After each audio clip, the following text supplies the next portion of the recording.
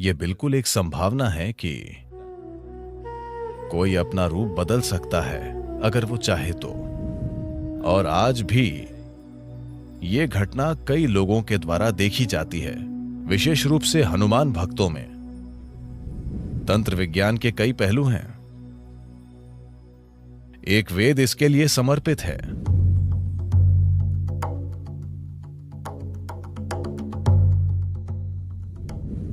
बचपन से ही मैंने हनुमान के बारे में सुना है।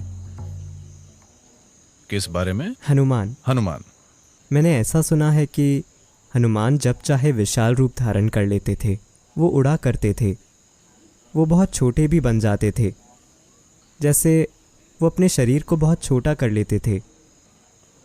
क्या ये सच था या केवल कोई कल्पना थी, या कोई प्रतीक, या वैसा कुछ था? धन्यवाद। किसी व्यक्ति का छोटा या बड़ा होना या उड़ना या कुछ और करना, क्या ऐसी संभावना है? संभावना बिल्कुल है। ये हकीकत है। ऐसा इस देश में, इस संस्कृति में काफी प्रचलित था, लेकिन इसे अच्छा नहीं माना जाता था। लेकिन कहीं और इसे अच्छा माना जाता था, खासकर मूल अमेरिकी संस्कृतियों में।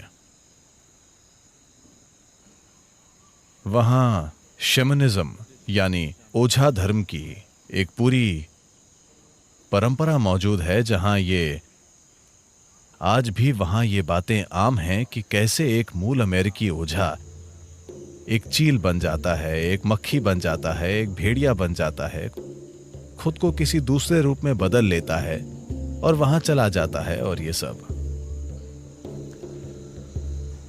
So these are not just stories, it is very much a possibility. तो ये सिर्फ कहानियां नहीं हैं, ये बिल्कुल एक संभावना है कि कोई अपना रूप बदल सकता है अगर वो चाहे तो। ध्यान लिंग में एक पैनल है जहां किसी ने खुद को एक ऐसे रूप में रूपांतरित किया था जो किसी दूसरे व्यक्ति के लिए मायने रखता था। क्या आपने देखा है? आपको पता नहीं था? तो लोगों का अपनी सुविधा के अनुसार वो जैसा चाहे वैसा रूप ले लेना, ये कोई नई बात नहीं है या ये कोई अनसुनी बात नहीं है। दुनिया के लगभग हर हिस्से में ये मौजूद है। इन दिनों खासकर इसका एक बड़े पैमाने पर प्रचार किया जा रहा है उत्तर अमेरिकी और दक्षिण अमेरिकी ओझाओं के बारे में। About shamans. ओझाओं का चील बन जाना और भेड़िया बन जाना, ये दो रूप उनके लिए बहुत आम हैं। यहाँ ये कोई अनसुनी बात नहीं थी, लेकिन हमारी संस्कृति में इसे अच्छा नहीं माना जाता था। वहाँ इसे अच्छा माना जाता है क्योंकि ये आध्यात्मिकता नहीं है, ये तंत्र विद्या है। यहाँ हमारे तंत्र वैज्ञानिक, I call them scientists because they are that kind. मैं उन्हें वैज्ञानिक इसीलिए कहता हूं क्योंकि वे उसी तरह के हैं। वे खुद को पक्षी या जानवर में बदलने की तकलीफ नहीं उठाते क्योंकि इसमें खतरा है। एक सुंदर कहानी है जिसमें उस ऋषि का क्या नाम है जिन्होंने निगल लिया था?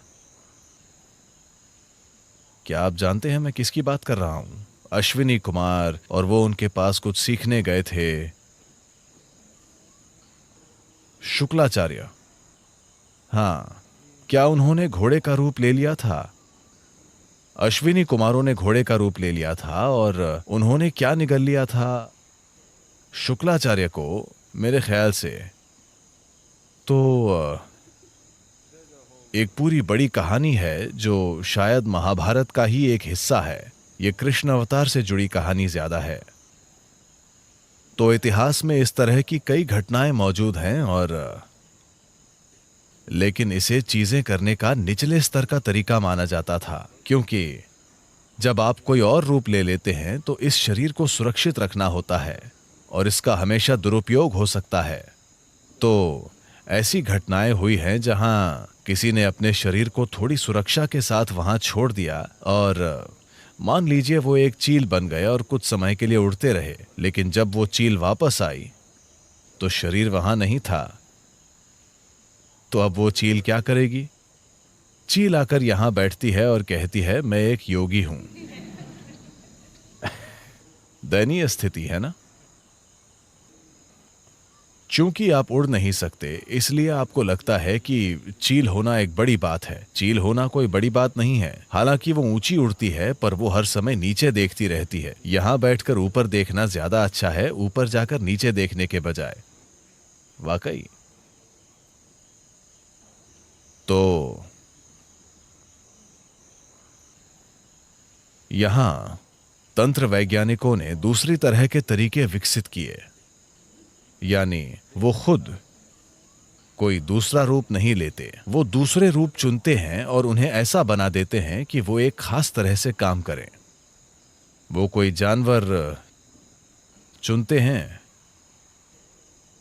आमतौर पर एक जानवर जिसका बहुत इस्तेमाल होता है वो है मुर्गी। अरे, आपको लगता है कि वो बेकार चली गई? तो वे उसके जीवन को, वो मुर्गी जवान और जीवंत होनी चाहिए, न कि पकी हुई। तो मुर्गी की जान निकाल दीजिए और उस जीव रूप का उपयोग अपने कुछ काम करवाने के लिए कीजिए। बजाय इसके कि आप मुर्गी का शरीर धारण करें, आप नियंत्रित तरीके से उस मुर्गी से चीजें कराते हैं। रिमोट कंट्रोल मुर्गी, ठीक है?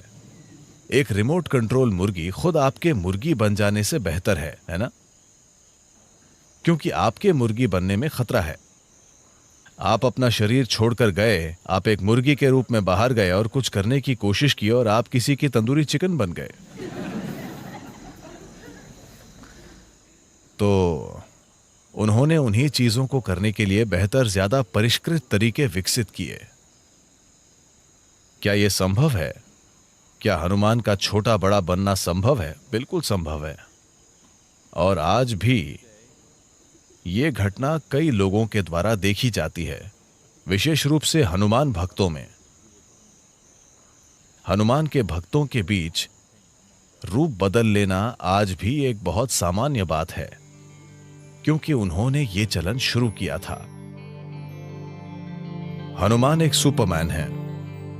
बस थोड़ी सी पूंछ और चेहरे की बनावट के अलावा बाकी पूरे सुपरमैन हैं। वो एक सुपरमैन है। उनकी भक्ति ही उनकी शक्ति है। उनके दिल में भक्ति इतनी मजबूत है कि उसकी वजह से वे सबसे अलग चमकते हैं, अपनी सच्ची भक्ति के कारण। तो भले ही आप एक बंदर हों, अगर आप एक भक्त हैं तो आप अपने बंदरपन के परे जा सकते हैं और कुछ असाधारण बन सकते हैं। यही हनुमान की कहानी है। अगर आप एक गधे भी हों तब भी यह काम करता है। तो हां, तंत्र विज्ञान के कई पहलू हैं। एक वेद इसके लिए समर्पित है। अथर्ववेद पूरा इसी के बारे में है।